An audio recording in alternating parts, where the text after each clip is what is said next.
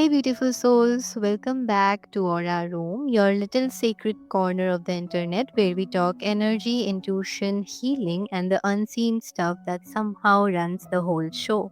Today's guest is Dean Graves, and the topic is a big one: enlightenment. Dean's story is refreshingly grounded. For about 50 years, he lived a pretty classic American life, then meditation entered the chat. Through that inner work, he started pulling through insights. He has been teaching for 25 plus years, and he has got a strong point of view that wisdom isn't just new, it's ancient, universal, and it keeps getting distorted or lost in translation over time. So today we are doing a vibe check and a reality check because enlightenment can feel like this glittery concept that people use to sound deep on podcasts, but also it can be a practical operating system for living with more peace, clarity, and less emotional chaos. All right, Dean, let's get into it. But before we start, I just want to welcome you to our show, and I'm really looking forward to this conversation. Well, good. Thank you. I'm delighted to be here. I appreciate your invitation to participate in your show. Let's start with the basics. When you say enlightenment, what do you actually mean in simple and plain language? Well, that's an excellent question because enlightenment is a concept that is often misunderstood. It's generally understood to be a destination in our spiritual journey. And it is not a destination, it is the path itself. And so everyone is enlightened to the degree that they have allowed themselves to become enlightened.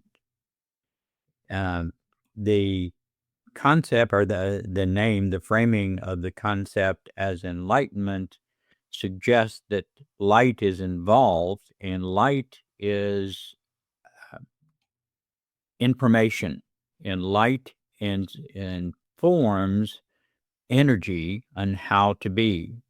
We are all energy. Everything that we experience is energy.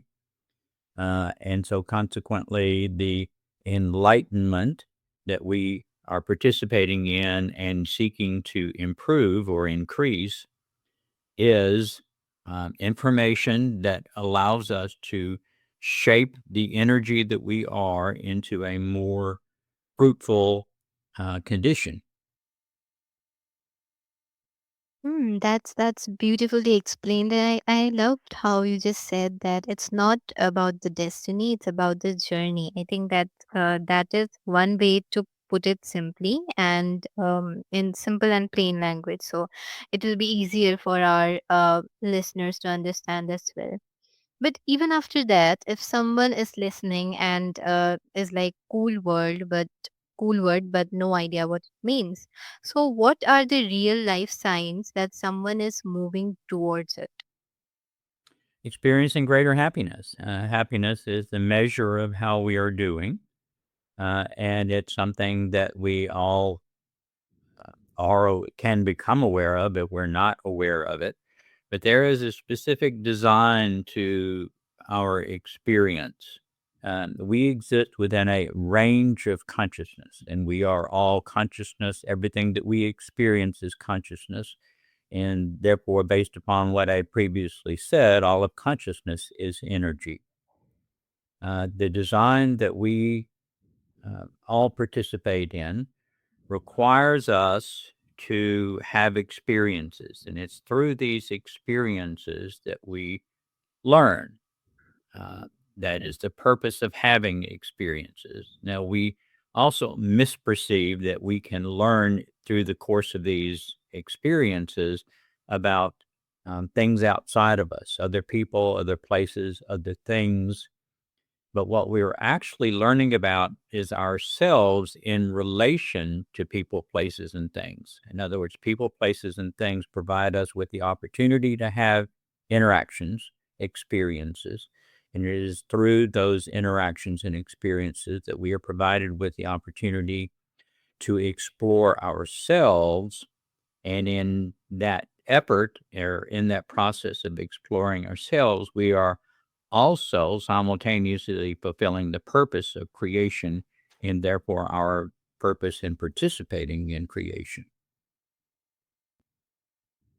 Yeah, that I love that because you just took enlightenment out of the mystical elite club and turned it into something trackable, like measurable KPIs for the soul. So thank you for sharing that, Dean. You yeah. So you have lived a normal life for 50 years. What specifically changed when meditation became consistent for you? Well, the process is the same for everyone. As I had suggested before, we um, are designed to have certain types of experiences. The type of experiences that we have are predicated upon our um, also designed to learn by analogy. We learn by comparison and contrast. So every time that we have a new experience, we subconsciously compare that experience to all of our resume of experiences up to that date. And we make a determination of whether this new experience is one that I like personally or that I don't like. And that decision, that adjudication of that experience is based purely upon whether the experience feels good or it doesn't feel good. We don't do a rational, logical analysis with every experience that we have. It is predicated purely upon how it feels to us. And so, consequently, we are all motivated to get more of what we like. No one wakes up in the morning with the ambition of getting more of what they don't like. The hope is that we will get more of what we like during the course of our day. What we like changes as we evolve along the enlightenment path. When we begin, and you can use the life cycle of the human as a good example of that. When we are infants, we are very simple in our capacity to interpret experience and to also have experiences. And so the things that we like usually are physically related, how it affects our comfort in our living. As we evolve through the course of a lifetime, those experiences become more complex because we have the capacity also to interpret our experiences from a what we would perceive to be a much deeper or more significant impact upon our lives. But we are designed to, because we are learning by analogy, we are designed to have numerous experiences that we don't like. And that is purposeful because you have to know what you don't like in order to know what you do like when we actually encounter it. And so, in what you're referencing, my first 50 years could be considered to be conventional in that they sought successes from a conventional standpoint, but we are all designed to have a point of awakening in our lives, which is, again, another misunderstood concept. Awakening is nothing more than that point in your life when you realize that all the stuff, all the things that you've been doing, while they may be providing you with some definition of conventional success, are not actually making you happier.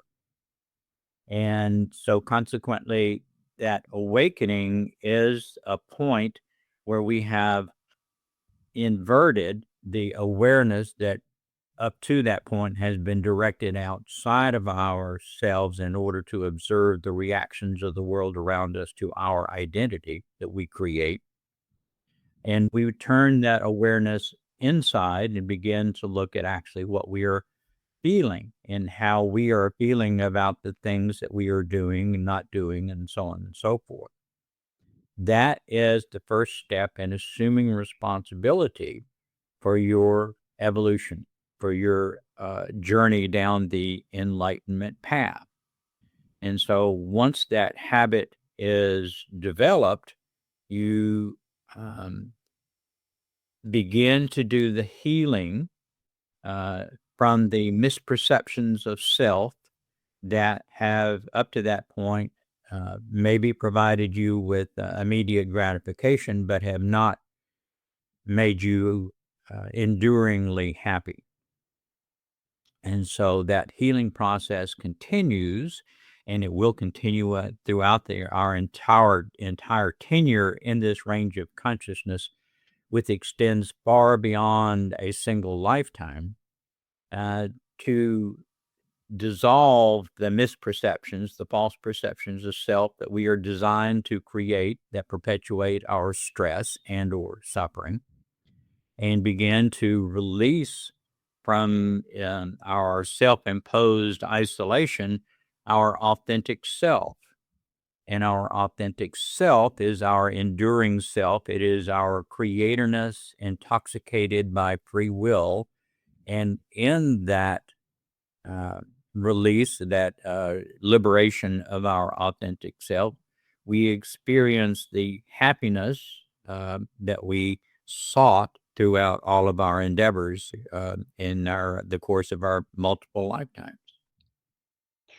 Definitely, and it makes things so much more clearer now, because a lot of people, including me, used to think that, awakening is, one a major event that takes place in everybody's life. But maybe it's not that, like you just said, maybe it's a series of events that takes place throughout our years, throughout our lifetime. So, yeah, I mean, like people, they chase fireworks moment, but the real transformation is usually the boring daily reps, which is rude, but it is also kind of empowering. So, yeah, I definitely agree. Moving on, Dean, you said that information isn't unique, it's been shared throughout history. So, where do you think distortion happens? Well, the distortion happens for a number of reasons. It is, to some degree, a natural characteristic of the low elementary levels of consciousness that our population still uh, contends with on a daily basis. But we've had significant distortions of information provided by, for lack of better reference, uh, spiritual sources that did not have our best interest at heart. And they benefited from our lack of advancement along the enlightenment path, and still to this day continue to benefit from our lack of advancement on the enlightenment path. And so they have had tremendous success and distorting our information, our perceptions of self, and our perceptions of our relationship to all of creation. So, a large part of the healing process is becoming aware and learning how to recognize these distortions of perception that perpetuate our stress and suffering, and to avail ourselves of the truthful information that is there. It is available to us and always has been available to us, but requires us to exert some degree of effort in order to discern what is truthful as opposed to what is a distortion. Yeah, that makes so much sense. And then I'm going to be controversial here a bit. So I honestly think a lot of lost wisdom wasn't just lost, it was gate kept. So I'm curious if you see that too, or if you think it's more accidental. Well, yeah, nothing is ever really lost. It may be obscured and it may be hidden, but it's not hidden entirely because we have, all of us always have the capacity to communicate with the our higher selves, which is very simply defined as our self in the future. And through that communication with our future self, have the capacity for discernment as to what is truthful, what is actually the nature of our experience, as opposed to the distortions that we easily pick up from commonality of hegemonies within the population. And dispelling these hegemonies is, in recent times, and by recent I mean just in the last few years, maybe the last 40 years, has been a concerted and intentional effort by the spiritual forces that guide our experience. And our receptivity has slowly, but in an accelerating fashion, being willing to accept the guidance from our higher spiritual sources. And hopefully we'll be reaping some more significant rewards in the coming years, the next few years. Yeah, definitely. There's a high possibility of that. Um, I definitely agree. Now let's get practical. So, Dean, let's say if someone is anxious, burnt out, or emotionally reactive, how does enlightenment help them on a Tuesday? Well, increasing your enlightenment and consequently increasing your happiness is essentially a two-step process, and they are not mutually exclusive. In other words, they occur pretty much at the same time. All of these experiences that we have had that were intended to bring us information about and messages about ourselves that we need to become aware of and to um, heal. If we don't learn the lesson at the time that the message was delivered to us, it's like a homework assignment. And you may recall from school, if you didn't do your homework, it didn't mean your homework was no longer due. It just meant you didn't do it. And you get to keep that homework assignment until you do your homework and move on to the next lesson. Those homework assignments, those lessons that were brought to us, we get to keep the ones that we don't learn at the time that we encounter them in the form of emotional baggage. And emotional baggage becomes heavy as it accumulates over the term of our lifetime and reduces the amount of available energy that we have in order to do the work of evolution, um, of healing, and of participating in creation. And so the first step usually is a process of becoming aware of what the emotional baggage is that each of us is carrying individually, and to begin to learn those lessons. And as we do that, we lighten our load and liberate more of our um, um, energy that we have available to us in order to evolve. The other path, the other step in increasing our advancement along or accelerating our advancement along the enlightenment path is to become aware of the beliefs that we have accepted as part of our identity or our hierophant, our ego. It's all the same thing. There's no distinction between those three characterizations. And as we become aware of those beliefs, when you discover a belief that or a problem that is causing you stress, it's you're not going to keep that belief. You're going to release it. And the healing process is the process of initially healing the emotional baggage through awareness. And then consequently, as you liberate more of this available energy, it escalates your awareness and you can become aware of the beliefs that you've incorporated into this false perception of self that we call an identity. And as you do that, then that is what allows more of your authentic self, your creatorness to emerge. And that is when you rapidly accelerate your transition from um, trying to manipulate the world to meet your standards into becoming mindful and to develop that capacity to maintain your self awareness of your authentic self and participate more in what I call the village or the world around us, more wisely, more lovingly, and transform the nature of our existence from one of a victim into one as a active contributor to the evolution of our uh, population.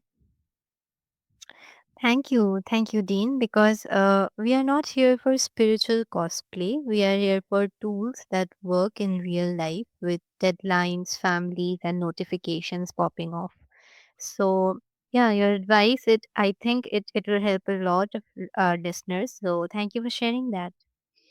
Now, before we wrap this up, Dean, there is a lot of misconception about enlightenment. Some people feel that it is, the opening of a third eye or, whatever other thing that they believe in.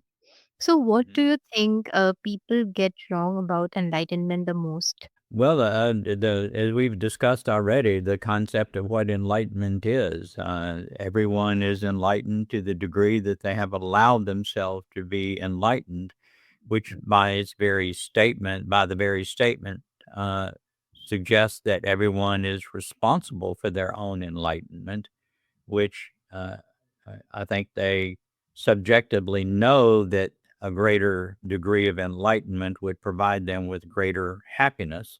If they don't know that, then that would be a foundational point that that is what um, we all are seeking. Um, Greater happiness is more of what we like. What we like is invariably the feelings of awareness, love, wisdom, unity, and to a large degree, stillness. And those five characteristics are the inherent characteristics of the one infinite creator that have been employed to design the structure of creation. And so, as we undertake the revealing of these inherent characteristics within ourselves, then we um, inevitably feel the happiness and the greater confidence and uh, l- uh, reduce our feelings for the need of competition with one another in order to be successful in a lifetime. Yeah, that makes sense because I feel people think that enlightenment means never feeling negative emotions again, but that's not enlightenment. That's avoidance with good branding. So it's really important to understand the true meaning of enlightenment, and I think that this episode will help our listeners with that a lot. So, yeah, this has been an amazing and might I say enlightening conversation with you today, Dean. So, yeah, if our listeners, if they want to connect with you, learn more about enlightenment from you, how can they do that? Could you just share with them? Well, I've written 4 books and I maintain 2 podcasts as well as other services to help people with their healing. All of these are delineated and appropriate links included in my website, which is the initial D, Dean, Dean, Graves, Graves.org. And D. Dean Graves is all one word, no breaks or periods or anything.